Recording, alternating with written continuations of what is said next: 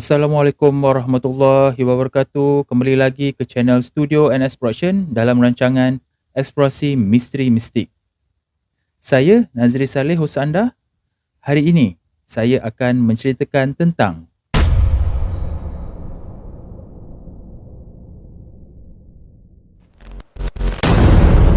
sumber maklumat yang kami perolehi dari kaedah ilmu kebatinan secara Islam iaitu Al-Haq.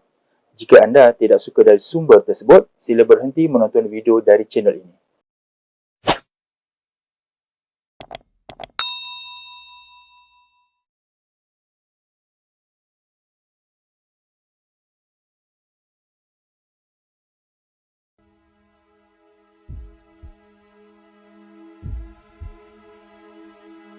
Kota Kuala Kedah atau Kota Kuala Bahang ini dibina di tebing muara Sungai Kedah sebagai benteng pertahanan selain dari ibu negerinya di Kota Star.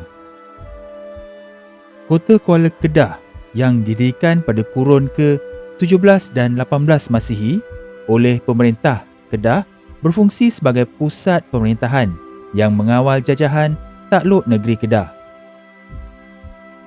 Kota ini juga telah dijadikan sebagai kubu atau benteng pertahanan dan merupakan pusat perdagangan Interport yang terpenting di rantau ini pada ketika itu.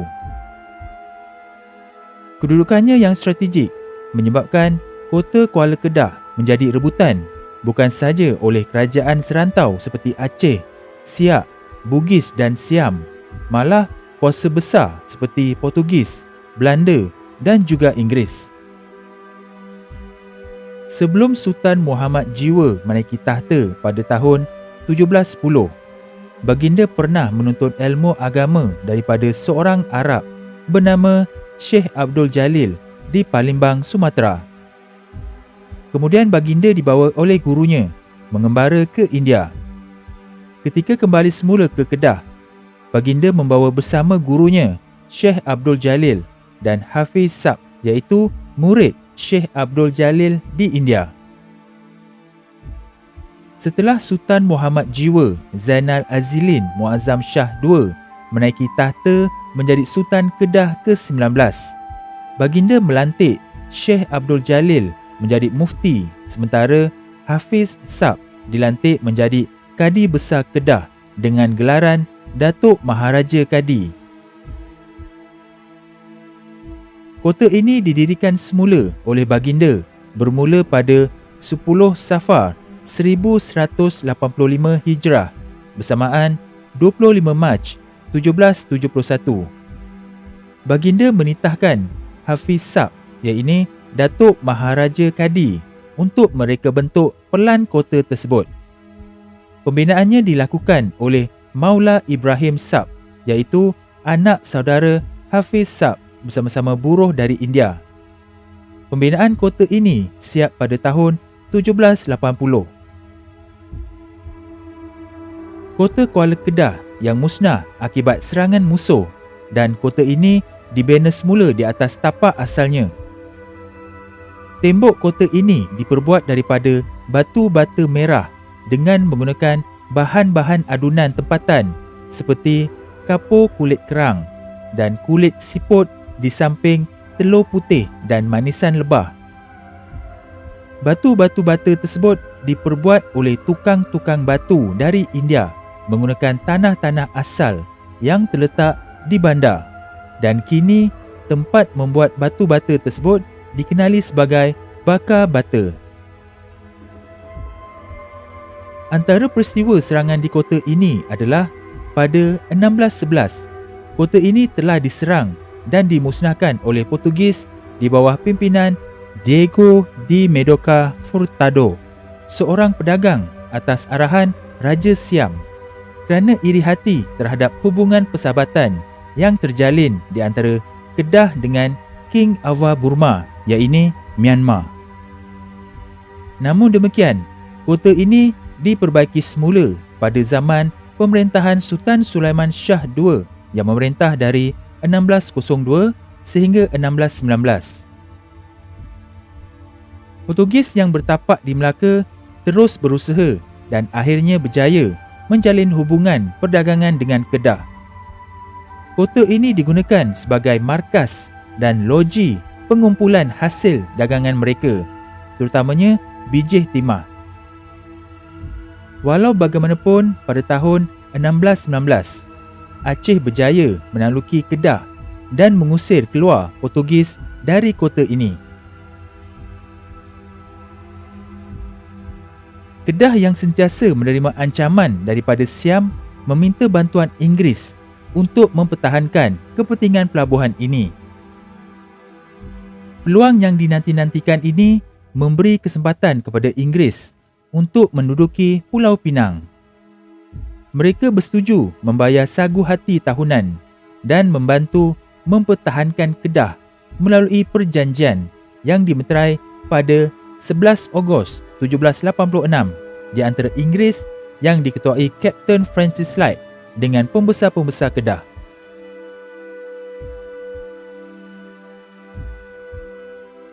Pada zaman pemerintahan Sultan Abdul Hamid Halim Shah, baginda telah mencorak agenda baru di kota Kuala Kedah. Pelabuhan Kuala Kedah telah mengadakan pajak hasil tiang untuk menambat perahu, ruang untuk kapal berlabuh dan keluar dari pelabuhan juga diperkenalkan. Punca hasil di Kuala Kedah diperolehi menerusi sistem pajak hasil tiang dengan menambat perahu serta ruang untuk kapal berlabuh dan keluar dari pelabuhan yang dikendalikan oleh Shah Bandar. Pada tahun 1897, pajak hasil tiang Kuala Kedah telah diberikan kepada Muhammad Hassan bin Abdul Rahman untuk tempoh 2 tahun dengan mengenakan sebanyak 1,400 rial setahun kepada pemajak. Pada tahun 1891 pula, sebuah rumah api dikenali pada waktu itu sebagai Rumah Pelita telah dibina di dalam kota Kuala Kedah. Kos pembinaannya telah dibiayai oleh kerajaan Thailand pada zaman pemerintahan King Chulalongkorn. Antara aspek pembaharuan yang jelas di bidang pentadbiran pada pemerintahan Sultan Abdul Hamid ialah penubuhan Majlis Negeri. Beberapa jabatan baru telah diperkenalkan di samping mengekalkan yang lama, termasuklah Jabatan Shah Bandar yang telah dipraktikkan sejak abad ke-17 seperti mana yang terkandung dalam Undang-Undang Pelabuhan dan Perdagangan Kedah tahun 1650.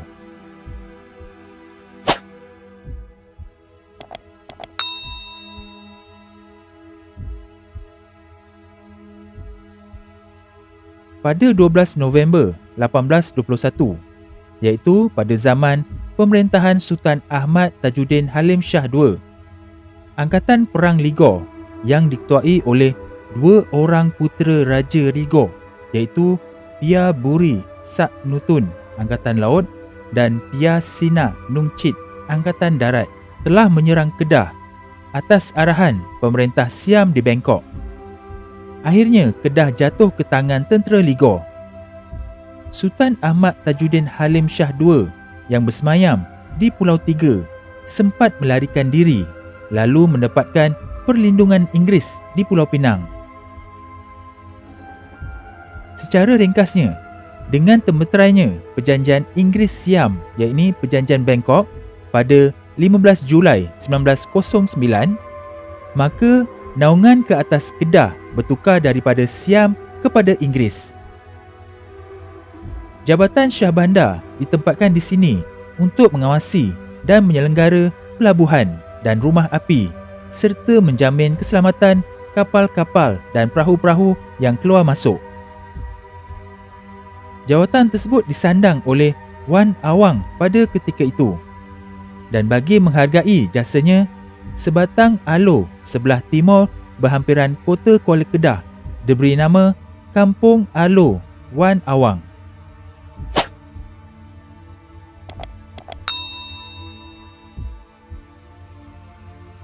Sejak kewujudan kota Kuala Kedah pada tahun 1600 sehingga negara mencapai kemerdekaan pada tahun 1957. Kota ini telah mengalami pelbagai perubahan yang ketara. Antara monumen yang bertahan ialah Sekolah Kebangsaan Kota Kuala Kedah yang kekal sehingga ia dipindahkan keluar dari kawasan kota pada tahun 1981.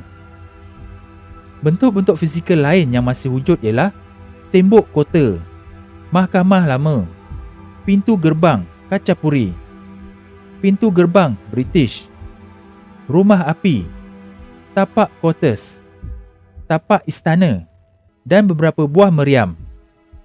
Hampir semua bahan-bahan sejarah tersebut mengalami kerosakan yang agak teruk akibat terdedah kepada cuaca dan ejen-ejen perosak yang lain. Jabatan Muzium dan Antiquity, iaitu Jabatan Muzium Malaysia JMM, telah mengambil langkah drastik membaik pulih dan membangunkan semula Kota Kuala Kedah yang mengalami kerosakan di samping membangunkan beberapa prasarana di sekitarnya.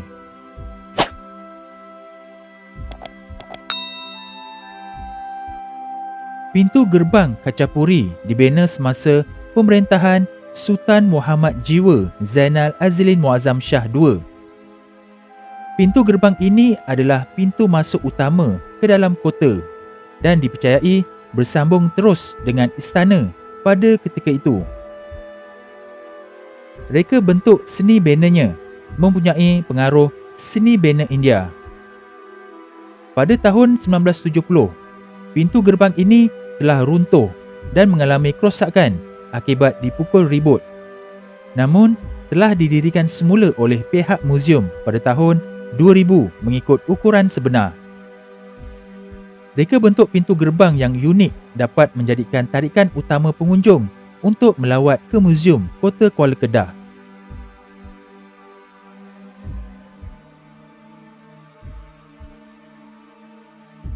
Pintu gerbang British ini dibina sekitar tahun 1909 setelah Kedah berada di bawah naungan British.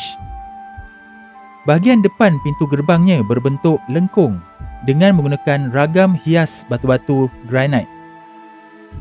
Pada bahagian atas telah dipasang lantai kayu.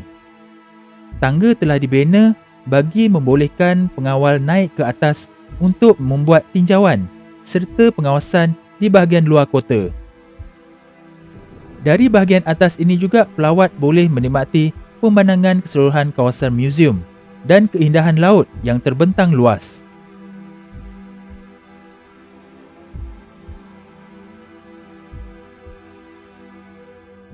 Empat buah meriam Inggeris yang terdapat di sini merupakan antara meriam yang dapat diselamatkan meskipun keadaan fizikalnya telah agak terhakis.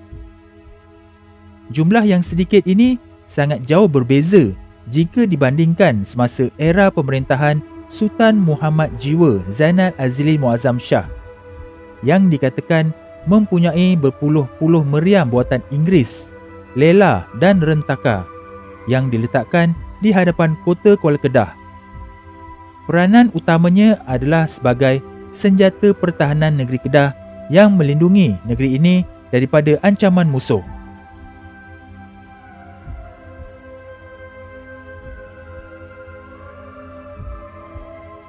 Meriam ini cukup terkenal dengan cerita mitos dan legendanya. Pada masa dahulu, penduduk tempatan menganggapnya berpuaka di mana kadang-kala dilihat menyerupai manusia sedang duduk dan ada kalanya kembali dalam bentuk yang asal. Istimewaannya juga terdapat di sebalik namanya yang dipercayai tidak tenggelam dan dilihat seakan-akan duduk berendam di dalam air seperti seekor badak walaupun setelah meriam ini jatuh ke dalam laut akibat hakisan tembok kota. Semenjak peristiwa tersebut, penduduk setempat telah menggelarnya sebagai meriam badak berendam.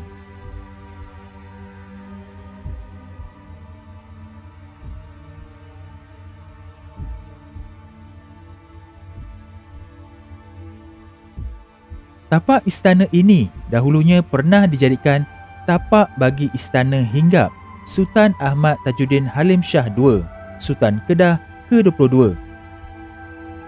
Baginda mengambil keputusan untuk berpindah bersemayam di Istana Kota Kuala Kedah setelah lebih 8 tahun bersemayam di Istana Kota Star. Keberangkatan baginda bersama seluruh isi istana dengan para pembesar pada 10 Muharram 1226 bersamaan 3 Februari 1812 ke Istana Kota Kuala Kedah turut diraih oleh ayanda saudara baginda Sultan Diauddin Mukarram Shah dari Kota Indrakayangan yang sebelumnya telah menjadi sultan. Pintu masuk di sini. Pintu masuk sini. Masuk sini. Ni dah masuk bilik dah. Sedikit. Tu pintu masuk tengah dia. Yang tu tengah dia. Yang belakang tu beranda lah untuk yang belakang.